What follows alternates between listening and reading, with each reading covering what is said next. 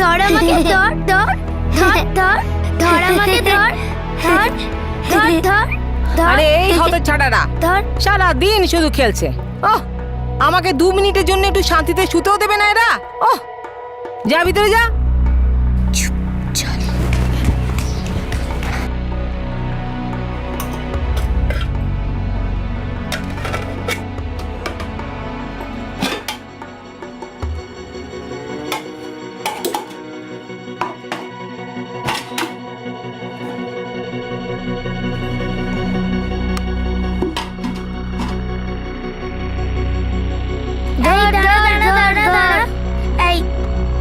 ধরে ফেলেছি।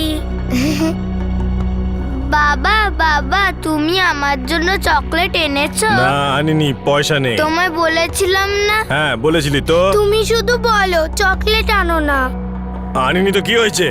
হ্যাঁ, সারাদিন শুধু ঘ্যান ঘ্যান ঘ্যান। হ্যাট হ্যাট, চল এখান থেকে, চল এখান থেকে। সারাদিন চল ঘ্যান আমরা ঘ্যান খেলা ঘ্যান। করি, চল।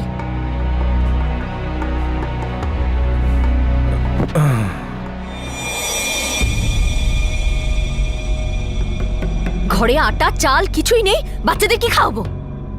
এ আবার এসে গেছে, আবার শুরু করিস না কিন্তু। আমার কিন্তু মাথা গরম আছে। হ্যাঁ, মাথা খারাপ করিস না। তুমি তো মদ গিলে এসেছো, আমি কি খাবো? বিষ নাকি আমার রক্ত খাওয়াবো বাচ্চাদের? এই, খুব ফটাফট করছিস, মুখ বন্ধ কর, নাহলে মেয়েরা মুখ বেরো। কি হয়েছে? কি হয়েছে? আবার বকবক করতে শুরু করেছিস?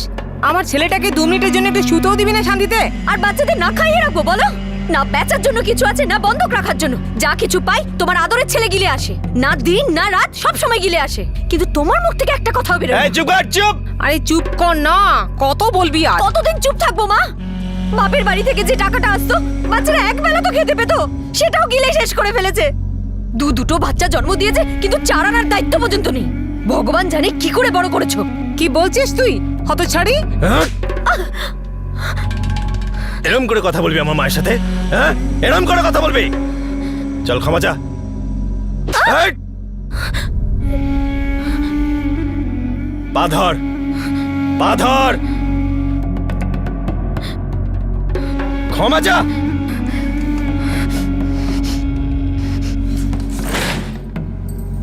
বাপ রে, এ তো পাগল হয়ে গেছে, মাথা পুরো খারাপ। সারা দিন শুধু খিটির খিটির চলতেই থাকে, সারা দিন শুধু বক বক।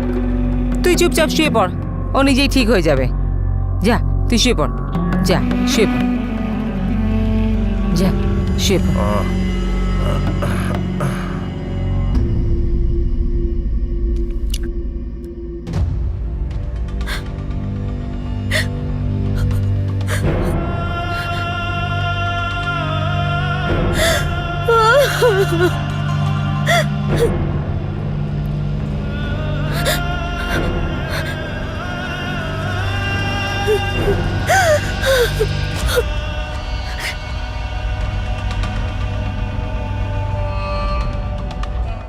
পৃথিবীর কোনো মা নিজের সন্তানকে ক্ষুধার্ত দেখতে পারে না। পৃথিবীর কোনো স্ত্রী নিজের স্বামীকে মদে চুর অবস্থায় দেখতে পারে না। কিন্তু রঞ্জনার জীবনে দুটো বিপর্যয় একসাথে নামে। এই গৃহিণী কিভাবে তার সংসার চালাবে, কিভাবে তার স্বামীকে তার দায়িত্ববোধের সম্পর্কে বোঝাবে, তার উপর তার শাশুড়ি সাহায্য করার বদলে আগুনে ঘি ঢালার কাজ করে চলেছে। রঞ্জনার এরপর কি বা করার আছে?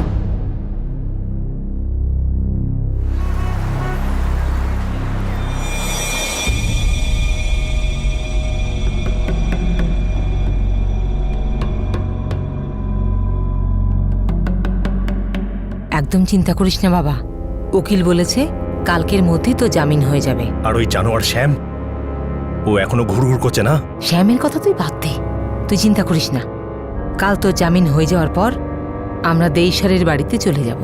সব থেকে জরুরি কথা হচ্ছে বাচ্চাদেরকে আগে কবজা করতে হবে। আমাদের বাচ্চারা ওদের ঘরে বড় হতে পারে না, বুঝেছিস?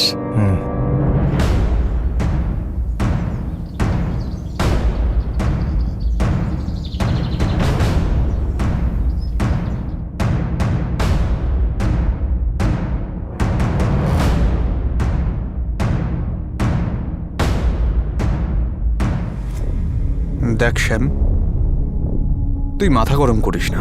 ঝগড়াঝাঁটি করলে ঝামেলাটা আরো বাড়বে। কথা যা বলার দরকার সেটা আমাদের উকিল বলবে, বুঝেছিস?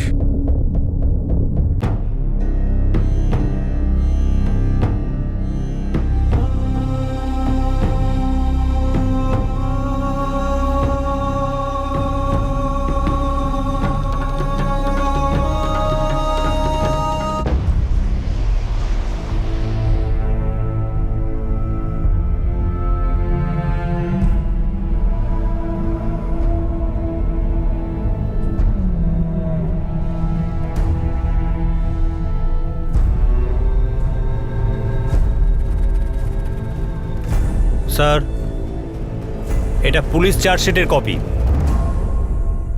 আমি আপনাকে শুধু এইটুকু বলতে চাই স্যার, এর মধ্যে এমন কোনো জায়গায় এমন কিছু বলা নেই যে আমার ক্লায়েন্ট মহেশ তান্ডেলকারের ওনার স্ত্রীর মৃত্যুতে ডাইরেক্ট কোনো ইনভলভমেন্ট আছে। আর কিছু? স্যার, আমার মক্কেল মহেশ গত 3 মাস ধরে পুলিশ কাস্টাডিতে আছে। ওনারা তদন্তে কোনো রকমভাবে বাধা দেননি। আমি ওনার জামিনের জন্য আবেদন জানাচ্ছি।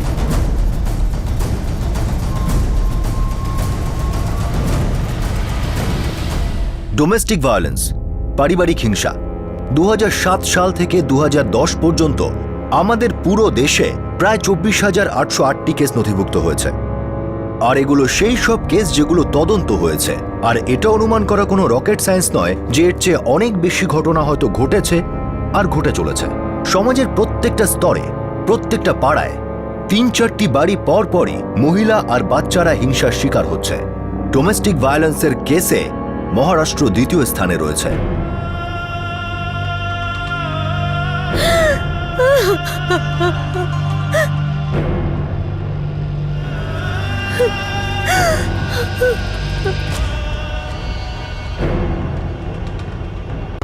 মা মা মা ও মা মা ঠাম্মা ঠাম্মা হ্যাঁ, কি হয়েছে?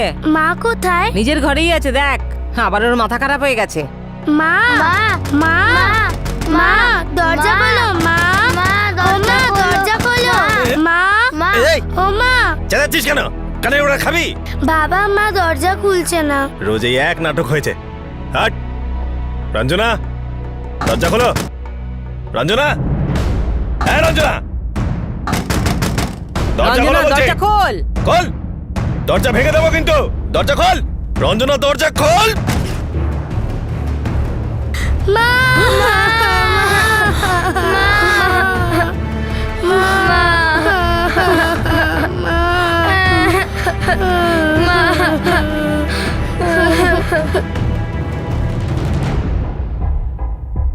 একদম ক্লিয়ার সুইসাইডের কেস ইন্সপেক্টর। গলায় চাপ পড়ার কারণে উইন্ডপাইপ চোক হয়ে যায় আর তার ফলেই মৃত্যু হয়। মৃত্যু কখন হয়েছিল? এই ধরুন 3 বা 4 ঘন্টা আগে হয়েছে। স্যার, রঞ্জনার বাপের বাড়ি দেইসারে। ওখানে ওর মা আর 2 ভাই থাকে। ওদের ইনফর্ম করা হয়েছে। আর রঞ্জনার স্বামী আর শাশুড়ি আপনার কেবিনে বসে আছে স্যার।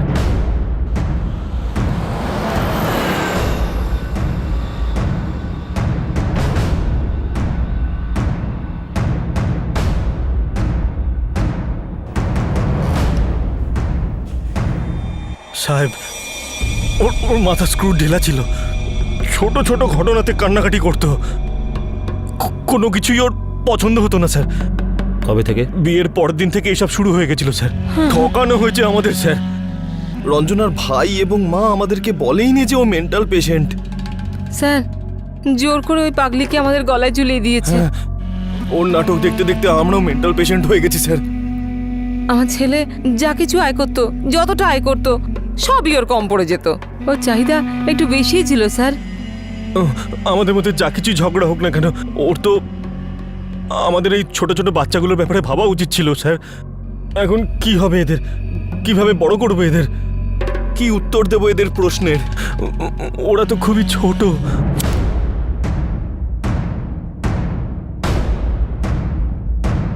দিদি, দিদি,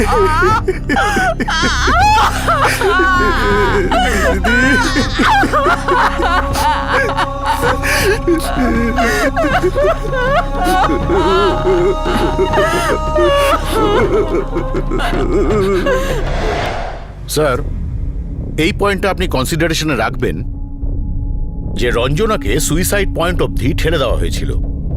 ও ডোমেস্টিক ভায়োলেন্সের শিকার হয়।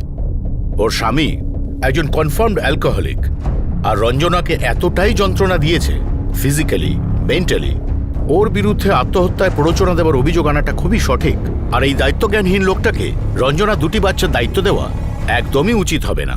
স্যার, প্রসিকিউশন কোন ডোমেস্টিক ভায়োলেন্সের কথা বলছেন? পোস্টমর্টেম রিপোর্টে কোথাও কোনো মারপিট বা আঘাতের কথা উল্লেখ করা নেই। আর যেখানে আমার মক্কেলকে পুরো অ্যালকোহলিক বলা হচ্ছে, আমি অবজেকশন করছি স্যার। প্রসিকিউশন বাড়িয়ে চড়িয়ে আমার মক্কেলের উপর দোষারোপ করছে স্যার। না তো আমার মক্কেল, না তো ওনার মা রুক্মিণী দেবী তদন্তে কোনো রকম বাধা দিয়েছেন। এটা আপনি ইনভেস্টিগেটিং অফিসারকে জিজ্ঞেস করতে পারেন।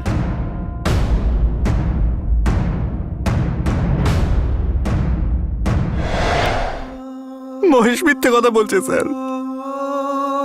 ও 1 নম্বরের মিথ্যেবাদী স্যার। তবে সত্যিটা কি? স্যার, ওই লোকটা সকাল থেকে গিলে থাকে, খুব চিৎকার করে, ঝামেলা করে, জানোয়ারের মতন ব্যবহার করে, কাউকে 1 ফোঁটা সম্মানও দেয় না, বাচ্চাদের ব্যাপারেও কিচ্ছু ভাবে না। মারধর করতো? হ্যাঁ স্যার, রঞ্জনাকে খুব মারতো। জানুয়ারির অধম।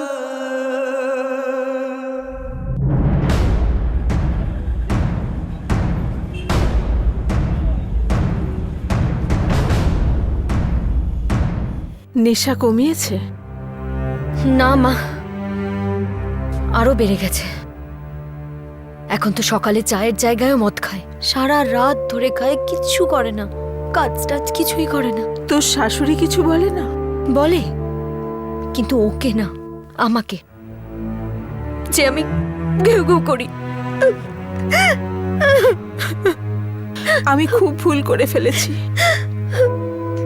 তোকে আমি ওই জানোয়ারের হাতে তুলে দিয়েছি, নরকে ঠেলে দিয়েছি তোকে।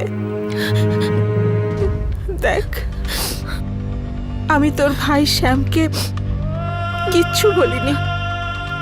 পৃথিবীতে সবচেয়ে বেশিও তোকে ভালোবাসে।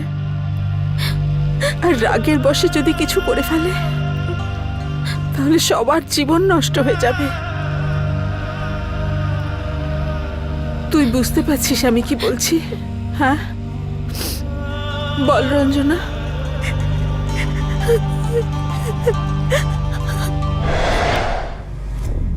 বিয়ের 6 বছর হয়ে গেল, রঞ্জনা 6 বছর ধরে সহ্য করছে।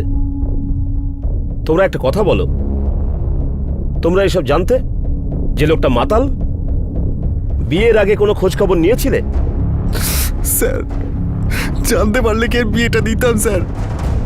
না ওর মা কিছু বলেছিল, আর না ওর ভাই। দেই স্যার রিক্সা চালাতো স্যার, আর আমাদের পাশের বস্তিতে থাকতো।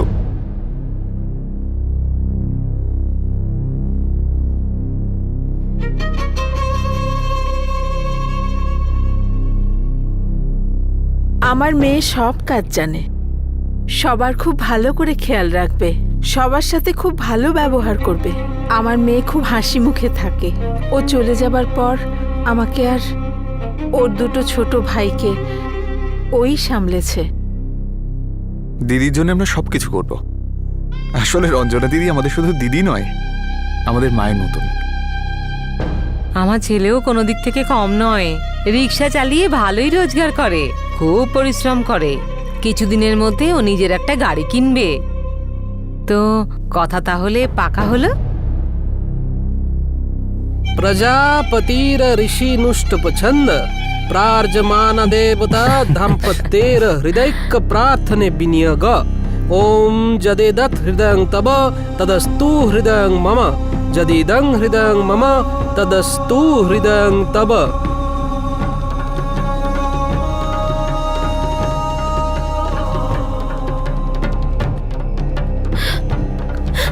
কি রে শ্যাম, নিজের দিদিকে এইভাবে বিদায় জানাবি? কথা বলবি না, বুকে আসবি না, আমাকে ভুলে যাবি না তো?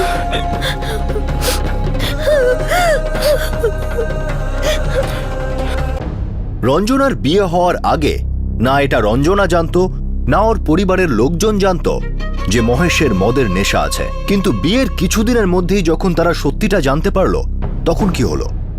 তখন ওরা কি পদক্ষেপ নিল?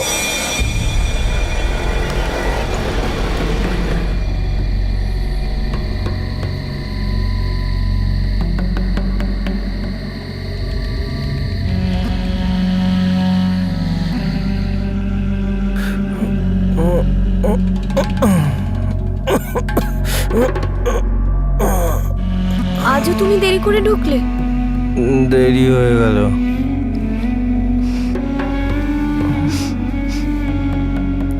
তুমি মদ খেয়েছো? মদ না, বিয়ার, তাও 1 গ্লাস। কি হয় তাতে? কিচ্ছু হয় না। শুয়ে পড়ো, শুয়ে পড়ো, শুয়ে পড়ো, শুয়ে পড়ো।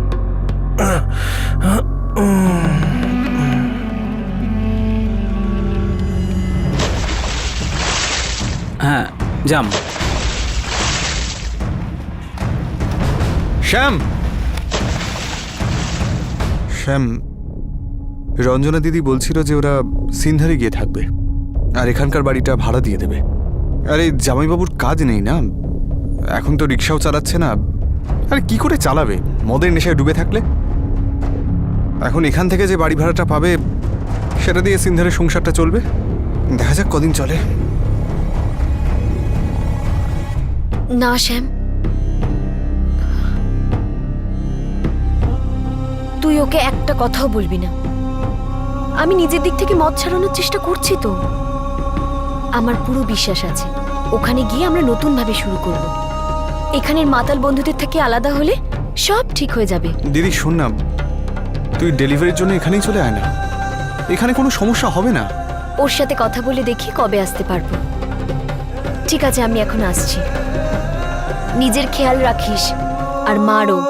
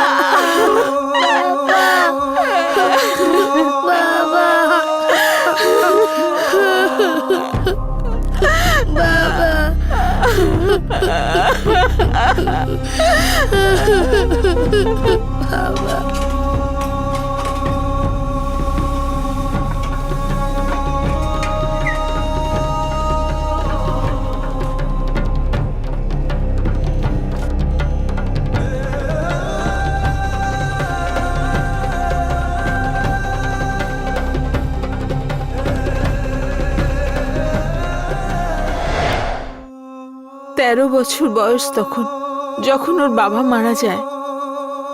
আমার মেয়ে সব দায়িত্ব নিজের কাঁধে তুলে নিয়েছিল আর খুব পরিশ্রম করত। ওর সাহায্য ছাড়া আমি শ্যাম আর গুরুকে বড় করতে পারতাম না। আমার বোনের মতো ওদের আরেকটা মা হয়ে দিন রাত কাজ করত পরের বাড়ি। ওরা মিথ্যে কথা বলছে, আমার মেয়েকে ওরা খারাপ বলছে। ওর শত কষ্ট হলে ও সংসারটাকে ধরে রেখেছিল। পৃথিবীতে ওর মতো মেয়ে আর আপনি পাবেন না স্যার। ওই শয়তানের বাচ্চার জন্ম দিয়েছে, ওর মারও খেয়েছে, সব অত্যাচার মুখ বুজে সহ্য করেছে। কিন্তু কতদিন কতদিন আমার মেয়ে এই অপমান সহ্য করত? ওরা আমার মেয়ের ওপর অনেক অত্যাচার করেছে, তাই সহ্য করতে না পেরে আত্মহত্যা করেছে। ও এমন কিছু করার মেয়েই ছিল না, ওরা ওকে বাধ্য করেছে। 6 বছর ধরে সহ্য করার পর দিদিটা আর পারেনি। সিন্ধার শিফট হবার পরে রঞ্জনা তার স্বামীর নামে কোনো কমপ্লেন করেছিল? বলতে চাইতো না ও এগুলো, কিন্তু আমি বুঝতে পারতাম। ও গুমড়ে গুমড়ে কাঁদতো। যখন আমি মুখ খুলে জিজ্ঞাসা করতাম তখনও আমাকে সবকিছু বলতো, কিভাবে ওরা দিনরাত ওর উপর অত্যাচার করতো। তারপর তারপর তারপর আর কি, আমি খুব ভীতু ছিলাম। সাহস করে কখনো ওকে বলতেই পারিনি যে মা অনেক সহ্য করেছিস, আর ওখানে ফিরে যাস না। এখানেই বাচ্চাদের নিয়ে থেকে যা। তুই আমার সংসারের জন্য অনেক খেটেছিস। এখন আমরা তোকে সাহায্য করব। তোর ভাইরা তোর পাশে দাঁড়াবে। ভুল করেছি যে আমার ছেলেকে আমি ওখানে যেতে দিইনি। শ্যাম, শ্যাম, শ্যাম, শ্যাম, দাঁড়া বাবা, দাঁড়া। তুই দিদির বাড়ি যাবি না? আমার কথা শোন। দাঁড়া বলছি। দেখ বাবা, ওর আর ওর বাচ্চার জীবনে যতটুকু সুখ বাকি আছে সেটাও নষ্ট হয়ে যাবে।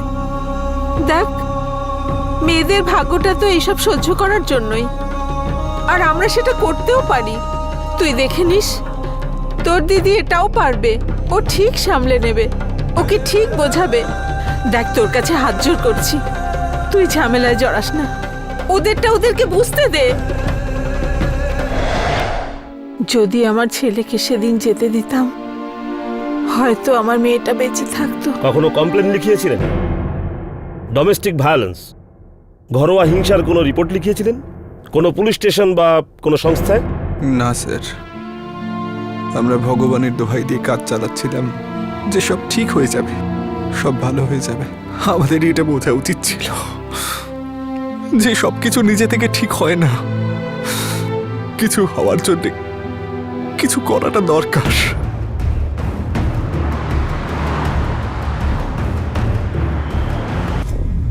আরে আরে কি করছো তোমরা? আমার বাচ্চাদের নিয়ে কোথায় যাচ্ছ? আরে ছাড়ো, আমার বাচ্চাদের ছাড়ো। কোথায় নিয়ে যাচ্ছ? তোমাদের দেখে নেব আমি। স্যার, স্যার, আমার ছেলে কিচ্ছু করেনি। যা কিছু করেছে রঞ্জনা নিজেই করেছে। ওর জন্য আমরা কেন দোষের ভাগী হব স্যার? নিজের জীবনের থেকেও প্রিয় দুটো বাচ্চাকে ছেড়ে গেছে আপনার বৌমা, নিজে থেকে করেছিল? হ্যাঁ। আগে না, আপনারা তাকে বাধ্য করেছেন। অসহায় তো আমরা হয়ে গেছি স্যার। ও আমাদের সবকিছু নষ্ট করে দিয়েছে। 6 বছর তো ঠিকই চলছিল সব। ছোটখাটো অশান্তি তো প্রত্যেকটা সংসারেই হয়। হঠাৎ আত্মহত্যা করে বসলো। আর এসব তো আমাদেরকে বলে করেনি বলুন। যদি টের পেতাম ওর মাথা পুরো খারাপ হয়ে গেছে, তাহলে নিশ্চয়ই চিকিৎসা করাতাম। 2 দিন আগেই তুমি বলেছিলে রঞ্জনা বিয়ের পর থেকে মেন্টাল। তুমি কি করে বুঝলে? চিকিৎসা করিয়েছিলে সেই সময়? ওর বাড়ির লোককে জানিয়েছিলে? আমাকে বোকা ভেবো না মহেশ। তোমার মতন লোকের সঙ্গে রোজ দেখা হয় আমার। ও স্যার, প্রমাণ ছাড়া আপনি এসব বলতে পারেন না। প্রমাণ তো আমি সব জোগাড় করবো তোমার বিরুদ্ধে। রঞ্জনার মা আর তার ভাই তোমাদের দুজনের বিরুদ্ধে কমপ্লেন করেছে। যা কৈফত দেওয়ার আদালতে গিয়ে বলো, নিয়ে চলে দে। কিন্তু স্যার, কথাটা তো শুনুন স্যার। স্যার, আমরা কিছু করিনি স্যার। ছেড়ে দাও, আমরা কিছু করিনি, ছেড়ে দাও। রঞ্জনার মা আর তার ভাইয়েরা মহেশ আর তার মায়ের বিরুদ্ধে যে এফআইআর দায়ের করে, তার উপর ভিত্তি করে পুলিশ এই দুজনের বিরুদ্ধে আইপিসির ধারা 306 অনুযায়ী অ্যাবেটমেন্ট অফ সুইসাইড, 458 ধারা অনুযায়ী স্বামী আর শ্বশুরবাড়ি দ্বারা স্ত্রীর উপর টর্চার আর 504 ধারা অনুযায়ী কাউকে ইচ্ছাকৃতভাবে উস্কানোর চার্জ ফ্রেম করা হয়। সন্দেহের উপর ভিত্তি করে দুজনকে গ্রেফতার করা হয়। 15 দিন পর মহেশের মা রুক্মিণী জামিন পেয়ে যায়। 3 মাস পর চার্জশিট ফাইল হয়, আর তখন রঞ্জনার স্বামী মহেশ জামিনের আবেদন করে। স্যার, আমরা পুরো তদন্ত করেছি। সব জায়গা থেকে একই কথা উঠে আসছে যে মহেশ তান্ডেলকর একজন মদ্যপ। কিন্তু স্যার, এখনো পর্যন্ত আমরা হাতে কোনো প্রমাণ পাইনি যা থেকে প্রমাণিত হয় যে রঞ্জনার আত্মহত্যায় এই ব্যক্তি কোনোভাবে জড়িত। তবুও আমরা তদন্ত চালিয়ে যাচ্ছি। Thank you. Welcome to Bitten world. How may I assist you? নতুন ফ্ল্যাটের জন্য একটা স্ট্যান্ড ফ্যান আর কুলার নেব। এই পচা গরম থেকে একটু স্বস্তি চাই। বাজার চলতে সব ব্র্যান্ড আর ভরসাযোগ্য নয়। তার জন্য তো আমাদের ফ্যান আছে, all purpose bullet table fan, ceiling fan. আমাদের সিলিং ফ্যান কিন্তু 30 মাসের ওয়ারেন্টি সহ পাওয়া যায়। আছে ফারাটা 2 বছরের ওয়ারেন্টি, 17 থেকে 20 মিটার এয়ার ফ্লো। মধ্যবিত্তের সাধ্যের মধ্যে একমাত্র ভরসাযোগ্য ব্র্যান্ড বিটেন। আমাদের কুলারের কিন্তু অনেক range, 45 litres, 50 litres, 70 litres, 90 litres, 110 litres. Honeycomb সহযোগে ব্রিটেনের সব কুলারের ওয়ারেন্টি 1 বছর। চেনা হাওয়ায় অচেনা অনুভূতির জন্য একমাত্র আদর্শ ব্রিটেন। গরমে স্বস্তি পেতে ব্রিটেনের ফ্যান হোক বা কুলার, আজই আনুন বাড়িতে। Britain, digitally years.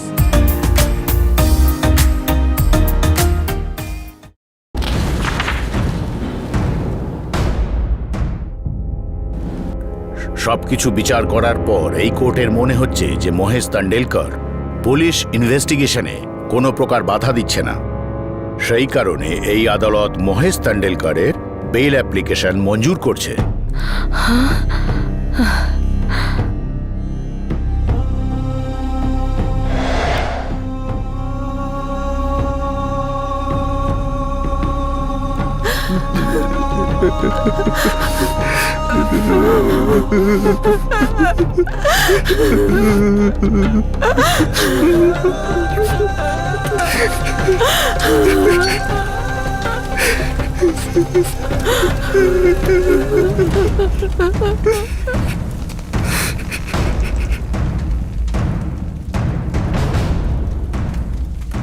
মহেশ তান্ডেলকর, তুই আমার রঞ্জনা দিদিকে খুন করেছিস, তার বিচার তো অবশ্যই হবে।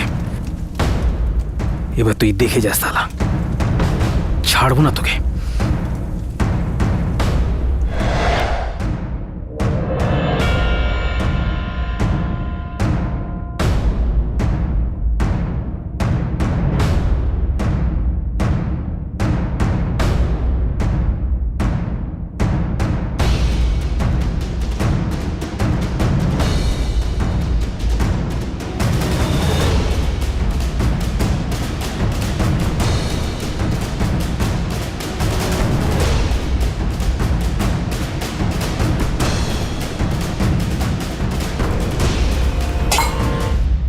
হ্যাঁ রে বাবা, তৈরি হয়েছিস? কি রে, হ্যাঁ তৈরি হতে এত সময় লাগে? চল তাড়াতাড়ি। চল।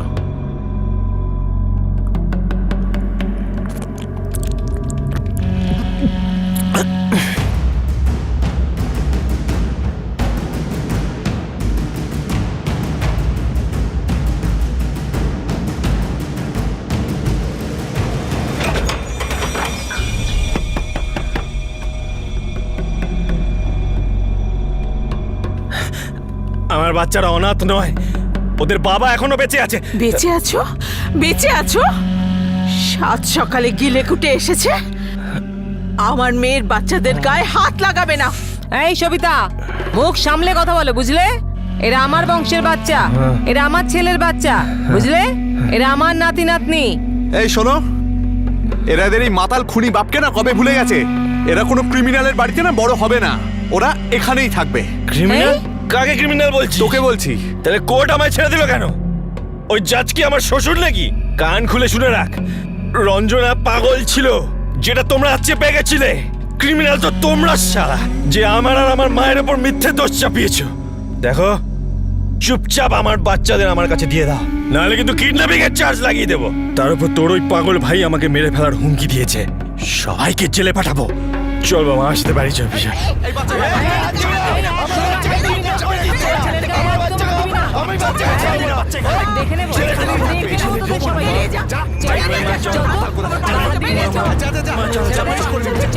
হ্যাঁ দেখে নিস, দেখে নিস, বাচ্চারা এখানেই থাকবে।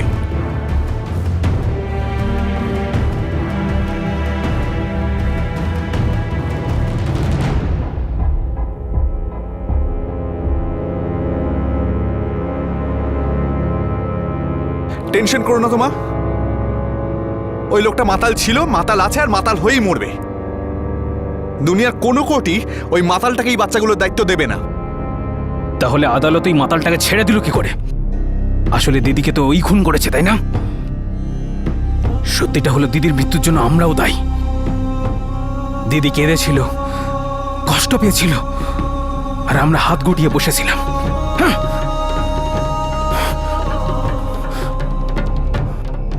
আমরাই আমাদের দিদিকে তেল তেল করে মেরে ফেলেছি। আর আমি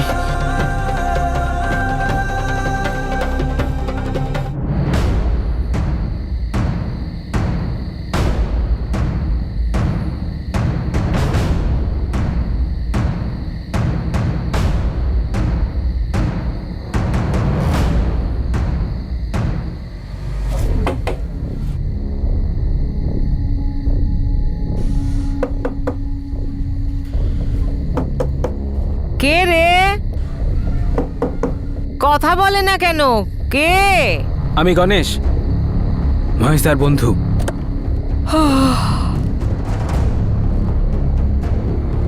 তুই এখানে কি করতে এসেছিস?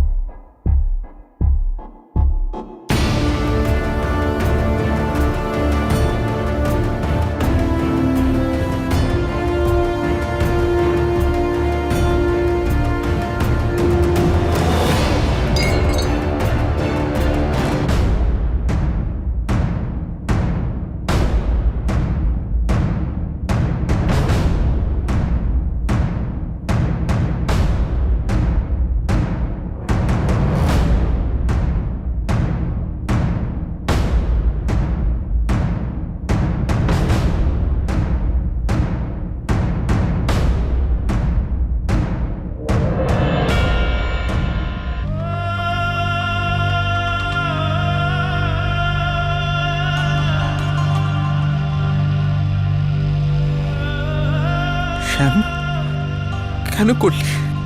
কেন কেন করলি এরকম? দিদি তো আর ফিরে আসবে না, আর তুই নিজের জীবনটা এইভাবে নষ্ট করলি কেন?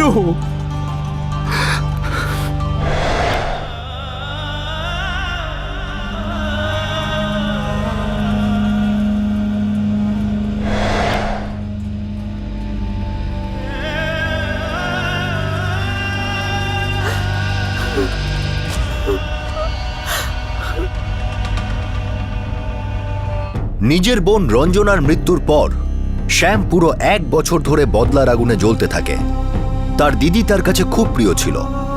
শ্যামের কাছে তার দিদি তার মায়ের মতো ছিল। তার দিদি রঞ্জনার শাশুড়ি রুক্মিণী আর তার স্বামী মহেশকে খুন করার 2 দিন পর শ্যাম পুলিশের হাতে ধরা পড়ে। সেই 2টি খুনই তার দিদির প্রথম মৃত্যুবার্ষিকীর কয়েকদিন পরই করেছিল। কিন্তু শ্যামের কোনো অধিকারই ছিল না যে সে আইনকে হাতে নিয়ে এরকম গুরুতর অপরাধ করুক। 3টি প্রাণ গেছে, একটা সুইসাইড, 2টো মার্ডার, আর 4র্থ জীবনটা শ্যামের, যাকে কাল কুঠুরিতে জীবনটাই কাটাতে হবে। শ্যামের বিরুদ্ধে দফা 302 মার্ডারের চার্জ আনা হয়। পরিসংখ্যান বলছে যে বেশিরভাগ ডোমেস্টিক ভায়োলেন্সের কেসে হামলাকারী পুরুষ মদ্যপ হয়, আর বেশিরভাগ ক্ষেত্রে এটাও হয় যে ডোমেস্টিক ভায়োলেন্সের কেস একেবারে শেষ স্টেজে পুলিশের কাছে আসে, যখন অলরেডি অনেক দেরি হয়ে যায়। এরকম কেন হয়? যখন মদের বোতল বেশ কড়া বার্তা দিতে থাকে, যখন কোনো ব্যক্তি সকাল থেকে মদ খাওয়া শুরু করে আর সারা দিন নেশায় চুর হয়ে থাকে, তখন কি এটা জানার জন্য যথেষ্ট নয় যে সব শেষ হতে চলেছে? আজ আমরা অন্য একটি বিষয়, অন্য একটি অ্যাডিকশনের উপর আলোকপাত করলাম। এটা খুব খারাপ বিষয় যে হিংসা আর ঘৃণায় ভরা বৈবাহিক জীবনকে টিকিয়ে রাখা। এই নেশায় আক্রান্ত পরিবার আর্থিক নিরাপত্তাহীনতা, সামাজিক চাপ বা তাদের সন্তানদের ভবিষ্যতের বিষয়ে ইমোশনাল হয়ে নিজের উপর নেমে আসা বিপর্যয়কে চুপচাপ সহ্য করে নেয়। মদের নেশা সবার আগে আক্রান্তের চিন্তাভাবনা, তার দৃষ্টি, তার বিবেকের নাশ করে। আক্রান্ত এটা বুঝতেই পারে না যে এই নেশার কারণে সন্তানদের ভবিষ্যৎ, তাদের নিজের জীবন দুটোই ভয়ঙ্কর বিপদের সামনে দাঁড়িয়ে। এই পরিস্থিতিতে মুখ বন্ধ রেখে চুপচাপ থাকাকে জীবন বলা যায় না। এটা শুধু একটা কষ্টদায়ক অপেক্ষা, যেটা অসময়ের মৃত্যুতে রূপান্তরিত হয়। নরক বা জাহান্নামের মতো বিয়ে বা নিকা থেকে বেরিয়ে আসার ইচ্ছা কোনো লজ্জা বা অপরাধ নয়, কোনো স্বার্থপর পদক্ষেপ নয়, বরং এটা একটা প্র্যাকটিক্যাল আর সঠিক পদক্ষেপ নিজের প্রাণ বাঁচানোর জন্য আর নিজের চেয়েও প্রিয় সন্তানদের জীবন বাঁচানোর জন্য। এই সিদ্ধান্তের সঙ্গে আমরা আপনাদের থেকে বিদায় নিচ্ছি। ক্রাইম পেট্রোল দস্তাকে আপনাদের সাথে আবার দেখা হবে আরও একটা নতুন কেস নিয়ে।